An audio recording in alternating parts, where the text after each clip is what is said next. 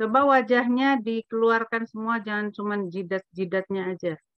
Kan tinggal di sudut laptopnya diperbaiki. Baik, izin memulai ya Ibu. Ya. Baik, Assalamualaikum warahmatullahi wabarakatuh. Selamat sore. Yang terhormat Ibu Nurlina Supartini SKP MPH, selaku dosen pembimbing kelompok 3 mata kuliah kebijakan kesehatan dan teman-teman yang telah hadir pada sore ini. Pada kesempatan ini kita akan menyimak hasil diskusi dari kelompok 3 mengenai program pemerintah dalam mengatasi kejadian luar biasa. Boleh di next? Ya, adapun anggota kelompok 3 yaitu terdiri dari saya sendiri, Elsa Komalasari, lalu ada Fadilatul Islamiyah, Farda Damayanti, dan Farisa Zakiatul Latifani. Untuk pemaparan materi selanjutnya bisa dilanjutkan oleh rekan kelompok. Dipersilakan.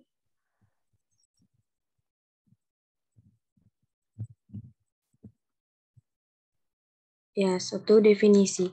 KLB atau kejadian luar biasa keracunan pangan adalah suatu kejadian di mana terdapat 2 orang atau lebih yang menderita sakit dengan gejala yang sama atau hampir sama setelah mengonsumsi pangan dan berdasarkan analisis epidemiologi pangan tersebut terbukti sebagai sumber keracunan.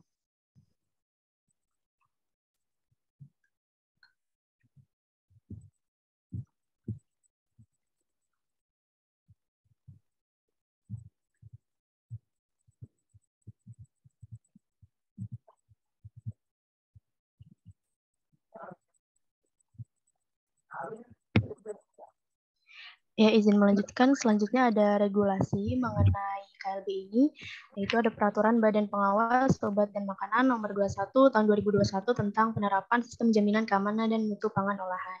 Nah, pada peraturan ini, manajemen keamanan pangan olahan atau disingkat SMKPO adalah sistem yang disusun dan dikembangkan oleh untuk menjamin keamanan dan mutu pangan olahan melalui pengawasan berbasis risiko secara mandiri dan di sepanjang rantai peredaran pangan olahan. Keamanan pangan olahan adalah kondisi dan upaya yang diperlukan untuk mencegah pangan dari kemungkinan cemaran biologis, kimia, dan benda lain yang dapat mengganggu, merugikan, dan membahayakan kesehatan manusia, serta tidak bertentangan dengan agama, keyakinan, dan budaya masyarakat sehingga aman untuk dikonsumsi. Nah, mutu pangan adalah nilai yang ditentukan atas dasar kriteria keamanan dan kandungan gizi pangan. Peredaran pangan olahan sendiri, setiap kegiatan atau serangkaian kegiatan berupa penerimaan, penyimpanan, pemanjangan, distribusi, pengangkutan, dan atau penyaluran pangan olahan. Bisa di next. Baik, di sini ada arah dan kebijakan program dalam mengatasi kejadian luar biasa pada kasus keracunan. Badan POM Republik Indonesia berupaya untuk meningkatkan sistem pelaporan keracunan melalui program Sistem Informasi Keracunan Nasional atau Sikernas yang bertujuan untuk mendapatkan gambaran secara epidemiologis profil kasus keracunan yang terjadi di Indonesia. Data ini nantinya dapat digunakan sebagai dasar untuk pengambilan kebijakan oleh pemerintah, diantaranya pemberian KIE, pencegahan keracunan, serta untuk pemberian solusi terhadap akar permasalahan kasus keracunan yang terjadi di suatu wilayah. Yang kedua, melakukan sosialisasi sistem informasi keracunan atau SIKER. Kegiatan ini dilakukan sosialisasi cara menginput data informasi keracunan dari tiap rumah sakit secara online yang terhubung dalam aplikasi SPIMKER. Next. Strategi dalam mengatasi kejadian luar biasa pada kasus keracunan. Pertama, Dinas Kesehatan Provinsi Bali mengadakan orientasi pencegahan dan penanganan kejadian luar biasa atau KLB. Keracunan pangan bertempat di Haris Hotel dan Residence Riverview, Badung. Yang kedua, dilakukan pembinaan berupa edukasi terhadap kebersihan sarana produksinya dan cara pengolahan pangannya. Yang ketiga, lakukan pembinaan secara komprehensif oleh Dinas Kesehatan sebagai ladang sektor dalam pengawasan pangan, siap saji, dan produk industri rumah tangga pangan. Next. Cara mudah untuk menghindari keracunan makanan. Yaitu pertama, pilih bahan makanan dengan bijak. Yang kedua, cuci sebelum masaknya. Kemudian selalu mencuci tangan. Yang keempat, pisahkan makanan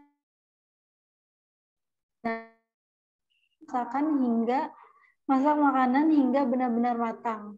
Yang terakhir, panaskan makanan sebelum dihidangkan. Next.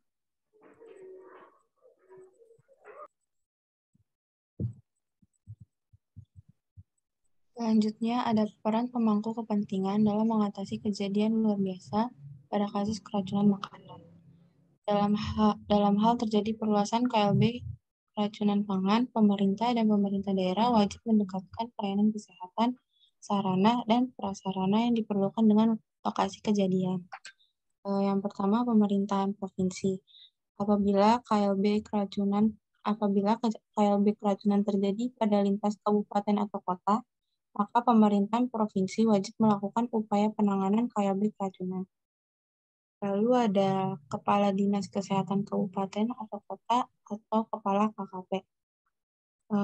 Setelah menerima laporan dari puskesmas, rumah sakit, atau masyarakat mengenai adanya dugaan keracunan pangan, wajib melakukan analisa epidemiologi terhadap korban dan dugaan sumber keracunan.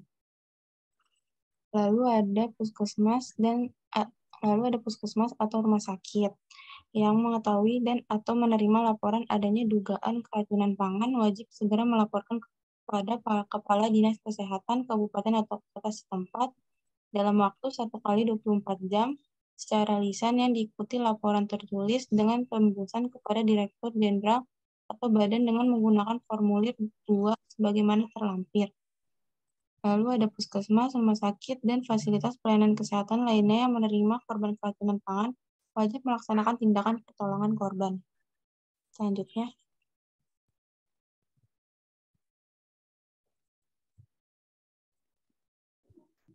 selanjutnya ada isu mengenai pelaksanaan kebijakan program keracunan.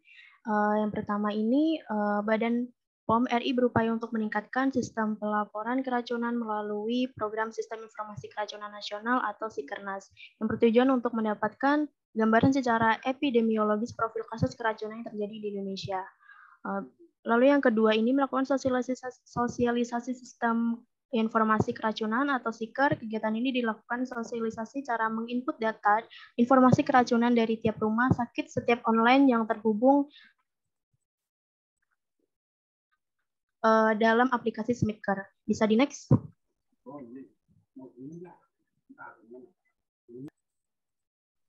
Ya, selanjutnya ada program penyelidikan epidemiologi dalam rangka penanggulangan KLB keracunan pangan. Dinas Kesehatan Kabupaten atau Kota atau Kantor Kesehatan Pelabuhan wajib melakukan penyelidikan epidemiologi. Penyelidikan ini dapat dilakukan terhadap korban dan seluruh aspek yang terkait higien sanitasi pangan setiap orang dan pengelolaan fasilitas pelayanan kesehatan, fasilitas umum, tempat kerja, tempat rekreasi, dan tempat pengelolaan makanan yang terkait dengan KLB keracunan pangan. Bisa di next? selanjutnya ada faktor masyarakat tidak mengolah makanan secara higienis, yaitu kurangnya pengetahuan dalam memperhatikan kesehatan diri dan lingkungannya dalam proses pengolahan makanan yang baik dan sehat, dan kurangnya pengetahuan penjamah makanan atau konsumen dan ketidakpedulian terhadap pengelolaan yang aman.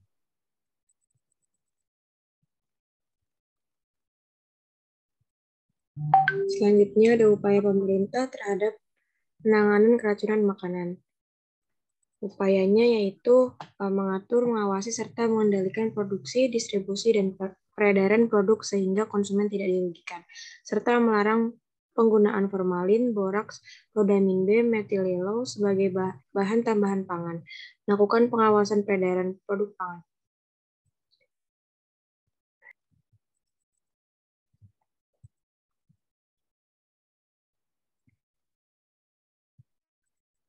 Selanjutnya ada peran perawat dalam kasus keracunan yang kami angkat ini, yaitu perawat sebagai edukasi dalam pentingnya penerapan higien dan sanitasi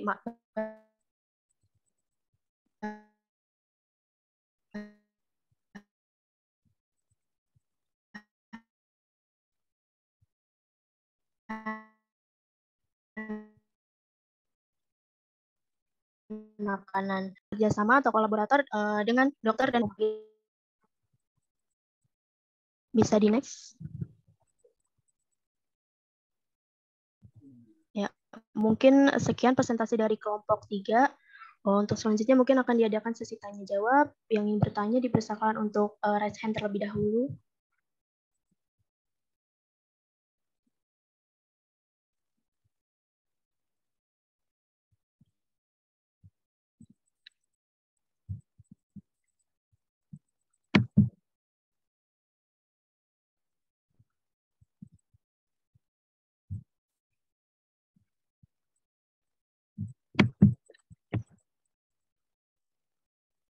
Interupsi sebentar. Saya minta semuanya on cam. Coba semuanya on cam. Ada wujudnya dan mukanya kelihatan semuanya.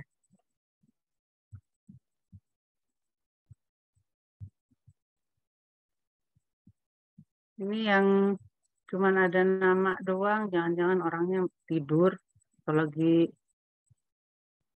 belanja ke warung, ke mall.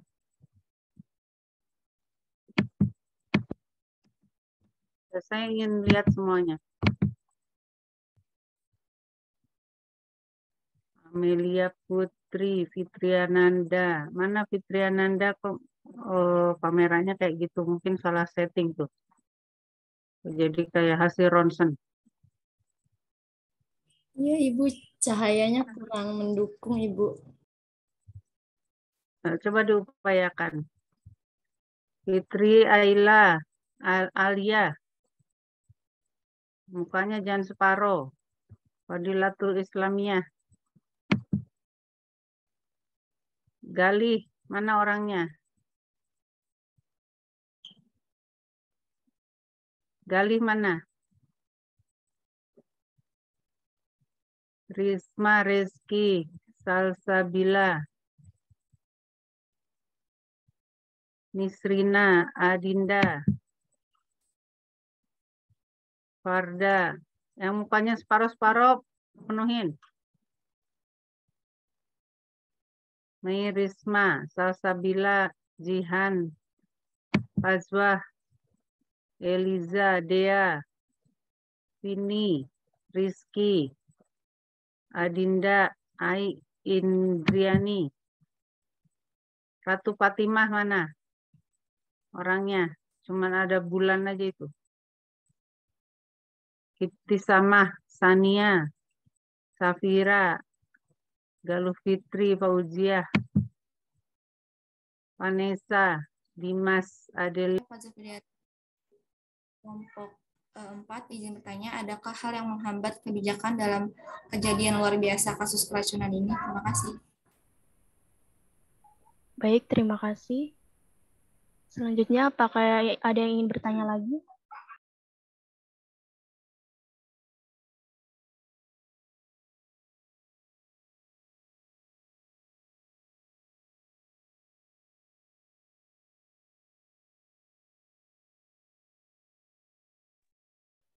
Sekali lagi, apakah ada yang ingin bertanya lagi?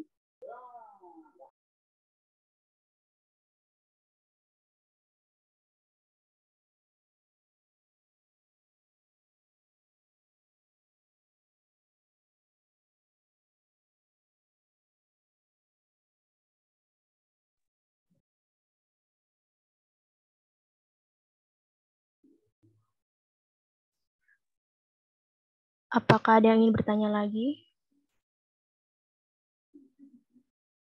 Baik, mungkin sambil menunggu, untuk kelompok, jika sudah punya jawaban, bisa langsung dijawab.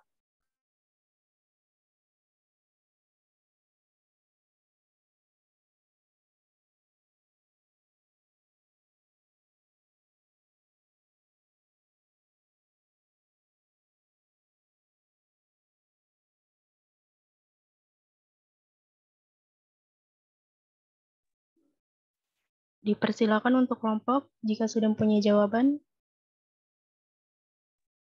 Masuk moderator. Baik, silakan Farda. Ya, saya Farda ingin menjawab pertanyaan dari Amelia. Pertanyaannya, bagaimana langkah pertama yang harus dilakukan dalam menangani seseorang yang keracunan dalam keadaan sadar? racun yang tertelan dalam keadaan sadar, yaitu penanganannya. Yang pertama, meminta penderita untuk meludahkan sisa racun yang masih ada di mulut. Tapi jangan memaksa penderita untuk memuntahkan racun yang sudah tertelan, karena justru bisa berbahaya. Lalu, jika penderita muntah secara tidak sengaja, segera bersihkan mulut dan tenggorokannya. Caranya, balutkan kain bersih ke jari dan tangan Anda. Lalu gunakan jari Anda untuk membersihkan mulut dan tenggorokannya. Bila penderita tidak sadarkan diri, cobalah untuk membangunkan, lalu minta ia untuk meludahkan sisa racun yang masih terdapat di mulutnya. Sambil menunggu pertolongan medis datang, baringkan penderita dengan posisi miring ke arah kiri dan berikan bantal atau penyangga pada punggungnya. Tarik dan tekuk tungkai yang berada di atas ke arah depan. Posisi seperti ini disebut posisi pemulihan atau recovery position. Jika korban keracunan sadar, minta ia untuk duduk dan pastikan penderita tetap sadar hingga tim medis datang. Jika zat berbahaya tersebut mengenai baju atau kulit penderita, segera bersihkan. Apabila korban keracunan tidak bernapas, lakukan prosedur CPR atau resusitasi jantung paru. Seperti itu, Amelia, apakah sudah terjawab? Ya, sudah. Terima kasih, Farda. Baik, terima kasih. Baik, saya Elsa Kumalasari izin menjawab pertanyaan dari Faswa mengenai apa yang dapat menghambat kebijakan dari pemerintah tersebut ya. Mungkin intinya seperti itu. Jadi menurut kelompok, adanya regulasi dari pemerintah ini kan tentunya tidak pemerintah saja yang mempunyai peran untuk menjalankan regulasi ini. Tentunya masyarakat juga ikut berperan. Jadi perlunya dukungan dari masyarakat untuk melaksanakan regulasi ini. Mungkin hambatan dari regulasi ini yaitu kurangnya kesadaran dari masyarakat sendiri akan pentingnya menjaga kebersihan pangan untuk dikonsumsi. Jadi maka dari itu pentingnya peran perawat untuk mengadakan edukasi untuk meningkatkan kesadaran dari masyarakat untuk menjaga kesehatan pangan yang akan dikonsumsi. Mungkin cukup seperti itu. Apakah bisa diterima jawabannya, Faswa? Bisa diterima, Elsa. Terima kasih. Baik. Untuk sekali lagi, kita buka satu slot pertanyaan lagi. Untuk teman-teman, adakah yang bertanya kembali? Dipersilakan untuk raise hand. Baik, untuk Eliza Putri, dipersilakan. Ya, terima kasih moderator. Saya akan bertanya. Dalam PPT itu kan membahas mengenai kejadian luar. Biasa keracunan makanan. Menurut kelompok, apakah berbeda keracunan makanan dengan penyakit bawaan makanan? Terima kasih. Baik, terima kasih Liza atas pertanyaannya.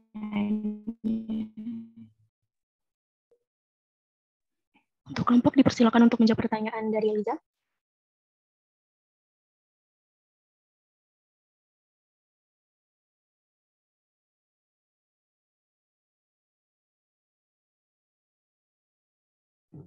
Ya, izin masuk moderator. Saya Farisa ingin menjawab pertanyaan Eliza yang barusan ya. Jadi pertanyaannya itu akan membahas mengenai KLB, keracunan makanan. Menurut kelompok, apakah berbeda keracunan makanan dengan penyakit bawaan makanan? Jawabannya, keracunan makanan itu bentuk dari penyakit bawaan makanan yang disebabin karena tertelannya racun yang ada dalam makanan tersebut. Tapi kalau penyakit bawaan makanan itu infeksi atau keracunan yang dihasilkan dari makanan yang terkontaminasi mikroorganisme hidup atau racunnya. Penyakit bawaan makanan itu termasuk reaksi alergi dan kondisi lain di mana makanan bertindak sebagai pembawa agen yang menyebabkan alergi atau alergen ya.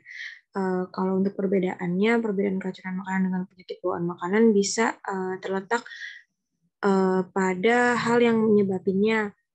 Kalau keracunan makanan mengacu pada penyakit yang disebabkan oleh racun dalam makanan yang kita makan. Kalau racun ini bisa dihasilin dari bakteri yang ada di dalam makanan tersebut, bisa dari bahan kimianya, logam beratnya, atau zat lain yang nempel di makanannya, atau bisa juga karena dalam mungkin makan daging ikan, kerang, atau hewan lainnya yang terkandung racun yang berasal dari lingkungannya mereka. Sedangkan untuk penyakit bawaan makanan biasanya tuh disebabin sama infeksi patogen kayak bakteri, parasit, atau virus. Mungkin dari jawaban dari kelompok seperti itu, apakah bisa dipahami, Eliza?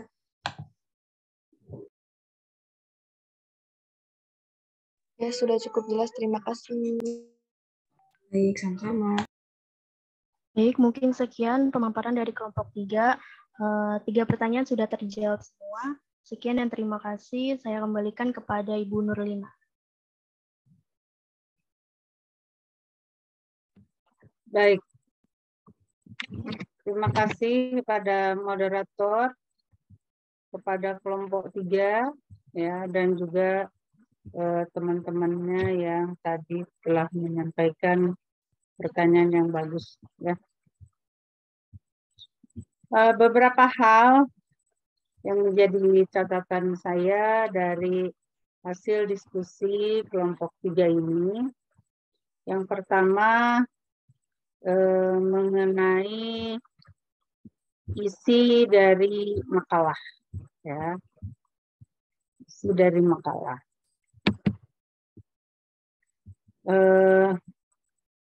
Saya melihat bahwa apa yang sudah dibuat dari diskusi teman-teman kelompok 3A itu sudah cukup bagus, ya. Namun demikian masih ada hal-hal yang mungkin bisa ditambahkan atau belum lengkap, ya. Yang pertama di dalam kelengkapan isi. Nah, jadi kalau kita bicara tentang cara kita membahas sebuah isu atau sebuah permasalahan, hendaknya kita berpikir secara umum dulu, kemudian beranjak ke arah khusus. Ya, jadi kalau kita dari subtopik mata kuliah ini, ya, bahwa kebijakan pemerintah tentang penyakit atau kejadian luar biasa itu seperti apa. Maka yang harus kita bahas terlebih dahulu, ya, yang harus kita clearkan terlebih dahulu adalah kejadian luar biasa itu sendiri. Jadi jawab dulu pertanyaannya. Apakah itu, ya, yang dimaksud dengan kejadian luar biasa? Nah, tahapan berikutnya baru kita beranjak kepada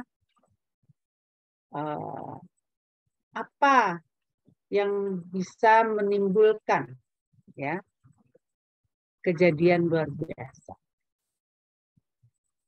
Ya. Mengapa itu bisa terjadi? Kapan itu bisa terjadi? Anda tahu 5W1H? Apa itu 5W1H? Coba. Elsa bisa jawab 5W1H itu apa?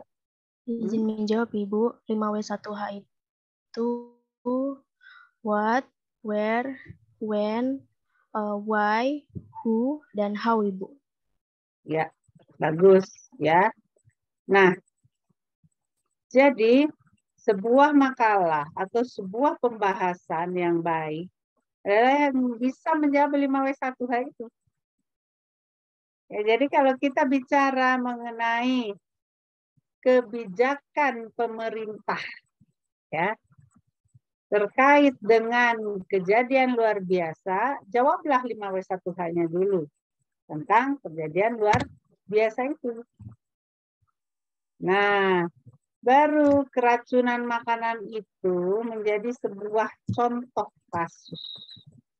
Apalagi mengerucut tadi tiba-tiba masuklah di Bali, di hotel ini. Jadi itu kan kesannya seperti apa ya, menginsert sesuatu tetapi tidak ada cantolannya terlebih dahulu. Ya, itu yang pertama. Jadi ini saya menyampaikan bersifat umum ya untuk semua mahasiswa di kelas 2A ya, maupun mungkin di kelas-kelas lain. Ya, jadi jangan lupa jawablah 5W1H. Jawab sendiri, coba setelah Anda buat, ini kan karena Anda belajar kelompok ya, mungkin bagi-bagi tugas. Lu ini dong, lu ini dong, lu ini dong, begitu ya. Nah, tapi harus ada yang jahit, mau nggak mau itu di dalam kelompok. Harus ada yang jahit, ada yang menyatukan. Jangan gaya bahasa si A gini, yang kelompok yang kerja 4 orang. Makalah itu akhirnya ada 4 gaya bahasa. Ada 4 gaya penyajian. Ya. Nah, tidak boleh seperti itu. Ya, jadi sebuah makalah itu harus nyatu. Harus ngeblend. Ya. Jadi mau tidak mau memang makanya di dalam kelompok itu harus ada pemimpinnya, pemimpin kelompok. Nah, dia yang memanage kelompok itu.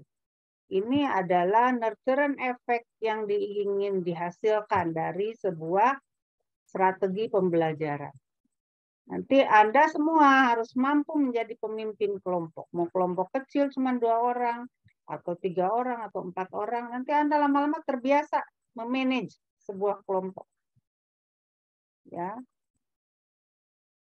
Nah, jadi saya melihat dari hasil kerja kelompok 2A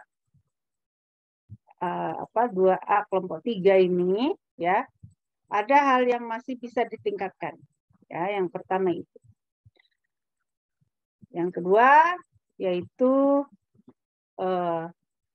cara menyajikan dari umum khusus tadi. Jadi bahas dulu KLB. Ya. KLB-nya. Baru nanti contoh dari salah satu KLB adalah keracunan makanan. Contoh kasusnya adalah keracunan makanan di Bali, misalnya. Ya. Nanti itu kalau mau mengungkapkan sebuah contoh kasus, itu juga harus lengkap contoh kasus itu. Harus jelas kejadiannya tuh kapan. Ya, menimpa apa, kronologisnya bagaimana, berapa korbannya, apa aja yang dilakukan pada waktu itu, ya.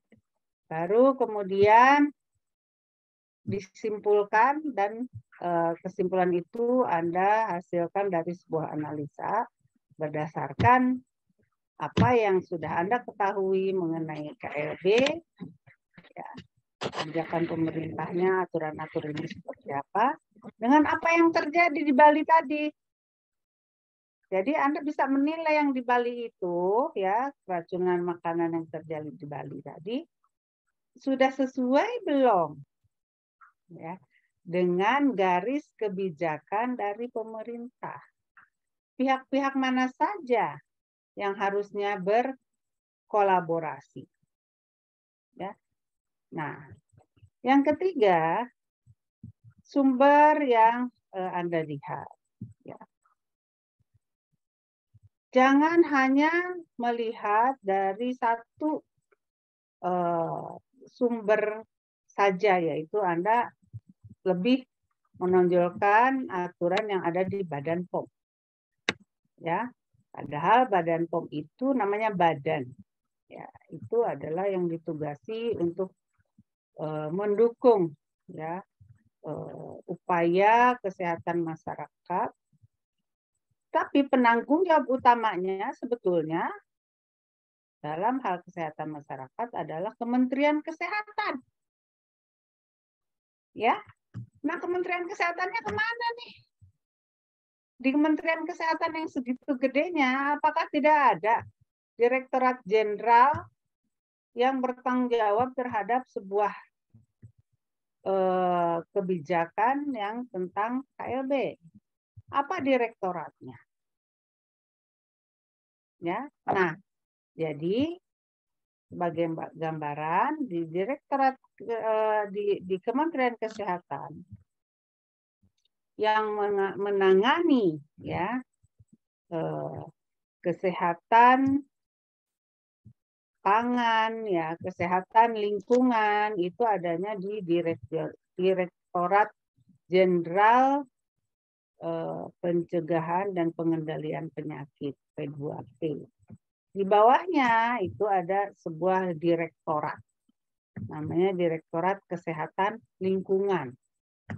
Ya, di dalam Direktorat Kesehatan Lingkungan itu ada sebuah unit yang bertanggung jawab terhadap kesehatan makanan. Dialah yang berkolaborasi atau berkoordinasi dengan Badan POM dalam pelaksanaannya di masyarakat. Ya, jadi seperti itu. Jadi aturan-aturan yang harus Anda cari, harus Anda gali, itu bukan hanya aturan dari Badan POM, tapi juga aturan dari Kementerian Kesehatan. Karena di dalam sistem kesehatan nasional, ya, ada sebuah hierarki, ada garis komando dan ada garis koordinasi. Ya. Nah, secara fungsi Kementerian Kesehatan itu perpanjangan tangannya di daerah ya adalah Dinas Kesehatan. Dinas Kesehatan itu menjadi garis komando di bawahnya Puskesmas. Ya, jadi Puskesmas merupakan garda terdepan dari pelayanan kesehatan. Nah, kaitannya dengan kejadian luar biasa, maka apabila masyarakat setempat ya ada kejadian semacam itu, yang harus segera dilapori adalah mana? Puskesmas. Karena pendekatan Puskesmas itu adalah pendekatan wilayah, dia berdasarkan wilayah, ya. Jadi ada Puskesmas tuh masing-masing kecamatan. Ada Puskesmas kecamatan, ada di bawahnya ada Puskesmas kelurahan. Jadi dia pendekatannya kewilayahan. Di mana sebuah peristiwa terjadi, mereka yang paling harus tahu duluan. Di wilayah saya ini terjadi keracunan.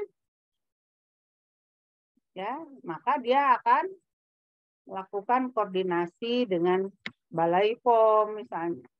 Ya, di daerah itu Balai POM, Badan POM di pusat. Ya, kemudian dia akan lapor ke Dinas Kesehatan. Dinas Kesehatan di levelnya juga akan berkoordinasi dengan pihak-pihak terkait lainnya. Nah, ya, paham? Jadi itu merupakan hal yang perlu Anda ketahui secara kesistemannya, ya. Jadi tadi udah bagus, sudah ada ya apa yang terkait adalah puskesmas, rumah sakit. Nah, bagaimana dengan rumah sakit? Nah, rumah sakit konsepnya itu bukan konsep kewilayahan, tetapi dia jenjang rujukan. Ya, jadi ketika puskesmas tidak mampu mengatasi sebuah kasus, sebuah kejadian, maka dia harus merujuk, ya, merujuk kepada rumah sakit yang ada di dalam sistem rujukan terdekatnya. Jadi ada rumah sakit, fasilitas kesehatan rujukan. Apalagi sekarang dalam sistem BPJS, ya, sistem kesehatan nasional yang membutuhkan pembiayaan dari BPJS itu tertentu loh. Mungkin Anda tahu ya, Anda ada yang peserta BPJS, nah nggak bisa seenaknya kan? Nah, misalnya di klinik ini ya dirujuknya harus ke rumah sakit ini, begitu. Ya, nggak bisa saya mau ke rumah sakit sana gitu. Kecuali ya dalam keadaan darurat, dalam keadaan apa namanya berkunjung, misalnya Anda orang Riau sedang di Jakarta, itu berlaku. Nah saja kalau sedang berkunjung. Nah, jadi demikian apa terkait dengan konten dari makalah. Ya, tidak apa-apa Anda dalam tahap belajar ya. Karena masih semester 3 ya ini ya. Nah, masih banyak waktu untuk terus belajar. Ya. Nah, tetapi jangan lupa ya, betul-betul berikutnya itu harus memperbaiki diri ya. Jadi jangan sudah selesai tugas ini, nanti begitu tampil begitu lagi masih seperti itu. Saya tidak mau seperti itu. Itu namanya tidak belajar. Ya. Nah, jadi nanti untuk pertemuan kelima dengan saya tolong diperbaiki ya dari makalah ya. Maksudnya kalau PowerPoint itu adalah apa tampilan atau cara Anda menyajikan makalah. Yang penting itu makalahnya, isinya. PowerPoint akan otomatis ya akan mencerminkan isi dari makalahnya. Walaupun nanti akan menentukan juga bagaimana tampilannya, bagaimana cara Anda membuat poin-poin itu begitu powerful sehingga memberikan kejelasan ya kepada audiens. Nah, selanjutnya jadi saya minta kelompok untuk memperbaiki makalahnya sesuai dengan masukan saya tadi ya. Tinggal dilengkapi, kemudian susunannya lebih dipertajam. Nah, contoh kasus di baliknya diperlengkap ya. Nah, tetapi harus lebih lengkap dan ada analisisnya. Ya, sehingga di kesimpulan nanti akan muncul. Kemudian tadi ada beberapa teman ya yang mengajukan pertanyaan. Misalnya Amelia Putri, bagaimana ya apabila ada pasien keracunan dengan keadaan sadar? Ya, tadi sudah dia jawab dengan baik oleh perwakilan kelompok. Nah, saya ingin tambahkan di sini ya. Ini memang sangat penting untuk diketahui atau dijadikan sebuah kompetensi yang harus dimiliki oleh perawat. Kenapa? Karena yang ada di garda terdepan nanti ya, yang di puskesmas itu adalah mayoritas ya terdiri dari bidan dan perawat. Dokter paling cuma satu. Ya, kadang-kadang ada puskesmas yang nggak ada dokternya. Sehingga disitulah perlunya seorang perawat ya memiliki kecakapan dan memiliki apa namanya insting untuk belajar. Ya, walaupun dia bukan yang berkewajiban ya, jadi artinya bukan tupoksinya dia sebetulnya. Tetapi perawat tidak bisa membiarkan pasien misalnya tidak tertolong di hadapan matanya karena itu bukan kewajiban saya. Ini harusnya sama dokter, dokternya nggak ada ya udah nggak bisa seperti itu. Jadi kita yang akan berada di garda terdepan berhadapan dengan pasien. Jadi pertanyaan dari Amelia, nanti tentunya ini akan lebih jauh dipelajari secara teknis, skill di dalam mata kuliah ya gawat darurat, KMB, termasuk resusitasi jantung paru ya. Nah, tetapi dalam konteks perkuliahan saat ini Anda harus selalu ingat bahwa pasien atau korban-korban dari sebuah KLB ya itu harus segera ditangani secara penanganan untuk gawat darurat dan segera dibawa ke fasilitas kesehatan. Ya.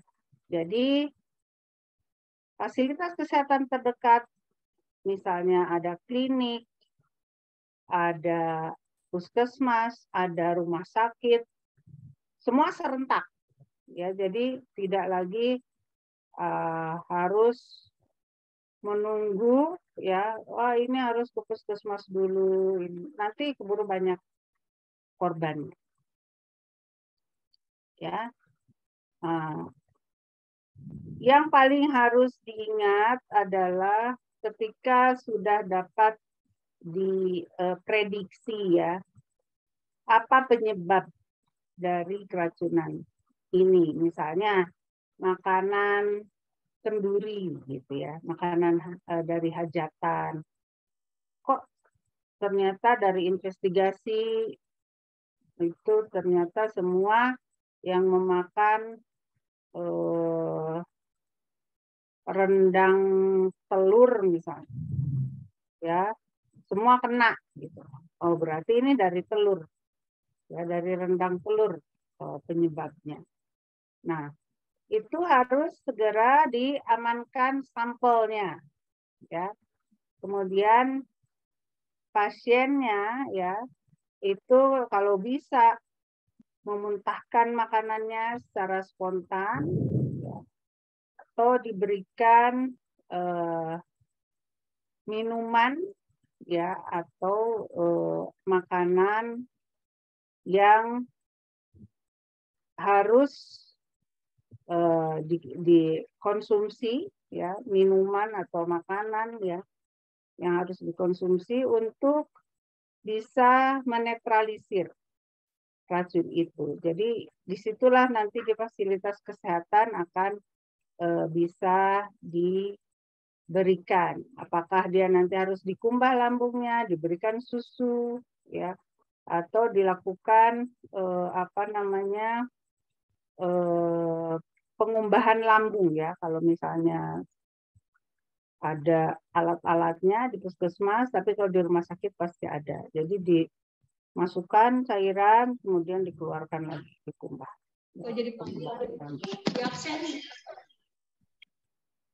Kemudian pertanyaan yang kedua yaitu dalam hal hambatan dalam penanganan KLB, ya. Nah di daerah ya di lapangan umumnya ya yang menjadi hambatan adalah adanya kurang paham atau kekurang pahaman dari masyarakat tentang hal-hal yang bisa menyebabkan keracunan. Ya. Nah, kemudian seringkali juga lokasi, ya, lokasi yang sulit diakses, ya, akibat keadaan geografi. Nah, ini akan lebih sulit lagi, ya, yang dihadapi oleh tenaga kesehatan karena harus dilakukan penanganan di tempat, ya, yang segera. Kemudian juga alat-alat, ya, sarana prasarana dan juga SDM yang tidak memadai. Nah, ada hal-hal yang harus ditindaklanjuti ketika sebuah kejadian luar biasa terjadi. Ya, mungkin Anda pernah dengar dan sering berulang-ulang terjadi ya keracunan akibat minuman keras oplosan ya itu banyak kejadian, misalnya di dalam pesta-pesta anak muda ya. Padahal banyak sekali korban yang sudah nyata ya, yang sampai meninggal dan lain sebagainya. Tapi nggak kapok-kapok ya orang-orang itu, tidak belajar. Nah, ini merupakan hambatan yang cukup berat ya, karena kurangnya kesadaran dan literasi masyarakat bahwa sebuah zat ya yang mungkin bagi dia namanya alkohol gitu ya. Alkohol itu disangkanya alkohol 70% itu tinggal dicampur-campur begitu. Padahal alkohol itu macam-macam senyawanya ya, susunan senyawanya. Ada etanol, ada metanol, ada yang bisa dikonsumsi, ada yang tidak gitu. Nah, ini merupakan tantangan ya, dan seringkali berulang-ulang terjadi di masyarakat sampai saat ini, terutama di daerah-daerah ya, karena ingin mabok gitu ya, tetapi ingin murah ya, sehingga dicampurlah zat-zat yang membuat tubuh itu begitu keracunan dan rusak ya organ-organnya. Kemudian hambatan lainnya misalnya komunikasi ya dan koordinasi dengan pihak-pihak terkait, misal Badan POM ya, kemudian rumah sakit yang terdekat itu bisa menjadi hambatan karena adanya geografis yang sulit. Mungkin itu tambahan dari saya. Kemudian tadi ada pertanyaan dari Liza ya. Apa bedanya gitu ya keracunan makanan dengan penyakit yang ditularkan melalui makanan atau foodborne disease ya. Nah, tentu ini berbeda ya. Tadi sudah dijelaskan oleh perwakilan kelompok, bagus, sudah cukup jelas. Yang jelas untuk keracunan makanan biasanya onsetnya sebentar ya, singkat. Ya. Jadi antara terpapar dengan gejala itu biasanya lebih singkat untuk keracunan. Ya bisa karena telah terjadi perubahan kimiawi sehingga menimbulkan racun atau terpapar dengan virus ya. Makanannya karena penjamahan yang kurang higienis sehingga menimbulkan keracunan. Sedangkan kalau foodborne itu bisa onsetnya lebih lama ya. Karena terus-menerus misalnya ada daerah-daerah tertentu yang memiliki kebiasaan mengonsumsi ikan yang sudah dibusukkan ya. Ada daerah tertentu. Jadi ikan itu dibusukkan dulu berapa hari sudah busuk baru dia masak, baru dia konsumsi gitu. Nah, sehingga ternyata di situ sudah mengandung parasit, sudah lama ya, dalam kurun hitungan bulan atau tahun baru terjadi manifestasi. Ya. Atau penyakit hepatitis. Ya, hepatitis A misalnya. Ya. Yang tercemar oleh virus hepatitis. Ya, jadi tidak saat itu juga, tetapi lama dalam hitungan bulan ya baru dia menimbulkan gejala ya melalui apa didapatnya melalui makanan yang tercemar ya. Atau makanan yang kotor karena dihinggapi oleh lalat ya, ada kuman penyakit, bakteri atau parasit dan lain sebagainya. Jadi berbeda ya. Baik. Sampai sini silahkan apakah ada yang ingin bertanya atau menyampaikan tanggapan kembali, silakan. Ini yang tidak hadir siapa ya, Sipen? Izin Sampai menjawab. sekarang masih 4. Hah? Izin menjawab, Ibu. Tadi Fadilatul udah join. Terus tadi handphonenya habis baterai, Bu Lobet. Soalnya dia lagi nggak di rumah.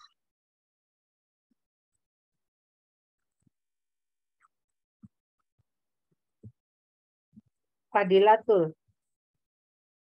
Iya, Ibu. Tapi tadi udah join kok, Bu. Tapi nggak utuh.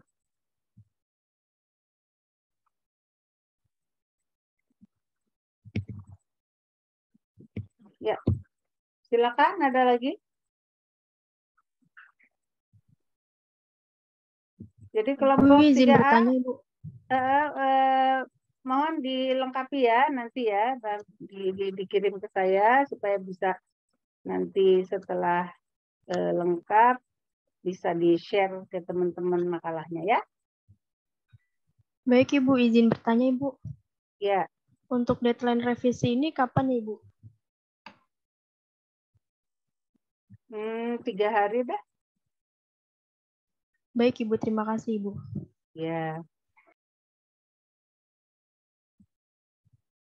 Silakan, ada lagi?